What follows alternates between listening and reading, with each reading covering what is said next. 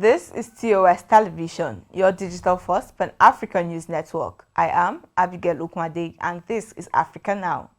The practice of child marriage in Zimbabwe has been condemned by the United Nations following the death of a 14-year-old girl after she gave birth at a church shrine. 1 in 3 girls in Zimbabwe are likely to be married before turning 18 years of age, says the UN.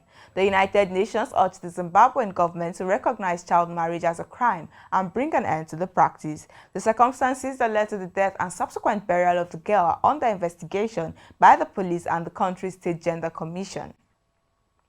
Frustrated by the stance of Ethiopian officials of refusing Sudan's offer to mediate in the ongoing conflict in Tigray, Sudan recalled its ambassador to neighboring Ethiopia, a statement from the foreign ministry states. Khartoum's move was the latest sign of deteriorating ties between the two neighbors that began after Sudan deployed a troop to its border with Ethiopia late last year.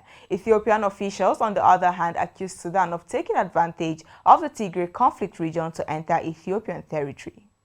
Still on Ethiopia, 2 opposition political parties have called for a comprehensive national dialogue to resolve the ongoing crisis in Ethiopia's northern region, Tigray, that is spilling to neighboring Amhara and Afar regions. The Ogaden National Liberation Front, ONLF, made the calls after the party's executive committee held a 2-day extraordinary session in Addis Ababa from August 4 to 6, 2021. It is calling for a roadmap to finding a lasting solution to all other inter-ethnic conflicts across the country. Earlier, Hibir, Ethiopia's Democratic Party, had also issued a statement calling on warring parties to engage in talks in order to rescue the nation from falling apart.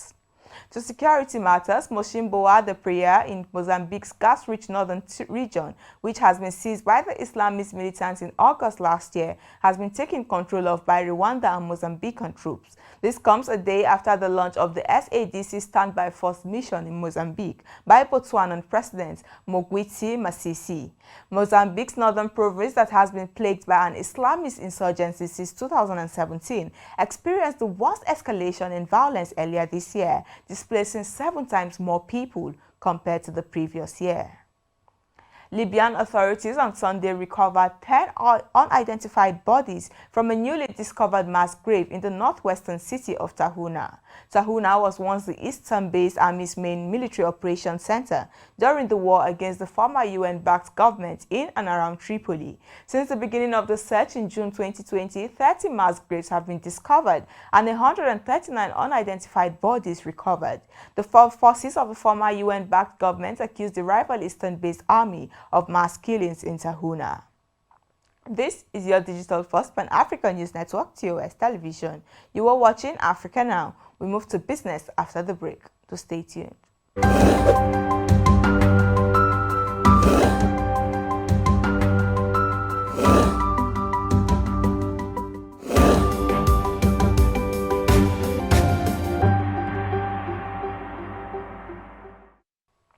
Thank you for staying with us. In business, airline operators in Nigeria are worried over the rising price of aviation fuel, otherwise called Jet A1, as it reaches 315 naira per litre at some airports. Aviation industry experts fear this could trigger a further rise in airfares. The fall in the naira value to a dollar or other key foreign exchange is partly responsible for the rise in the aviation fuel price, which is imported.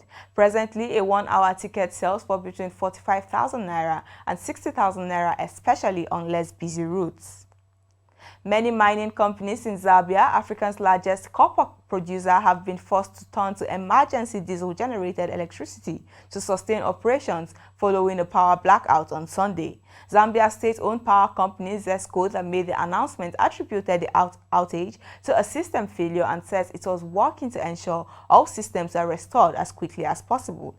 Zambia mostly gets its power from hydroelectric generation and has in the past experienced power outages due to irregular rainfall.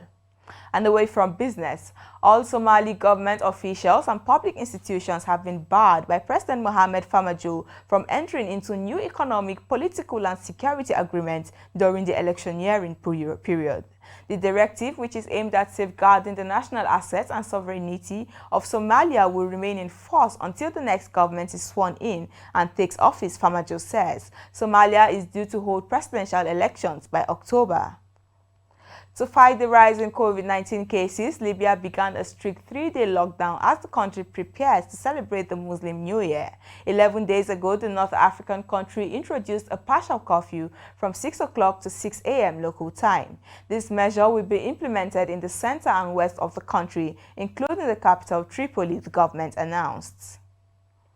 After several days in limbo at sea, a German charity boat Sea-Watch 3, carrying 257 migrants rescued from the Mediterranean, sailed into port on Saturday at Trapani, western Sicily, after Italian authorities granted permission. The Italian authorities assigned the ship a port on Friday after sea conditions in the central Mediterranean deteriorated, the German maritime rescue group Sea-Watch says. Among the migrants aboard were 70 minors, some traveling without adults, while trying to reach Europe. Hours later, a French humanitarian vessel with 549 migrants aboard received a similar port assignment.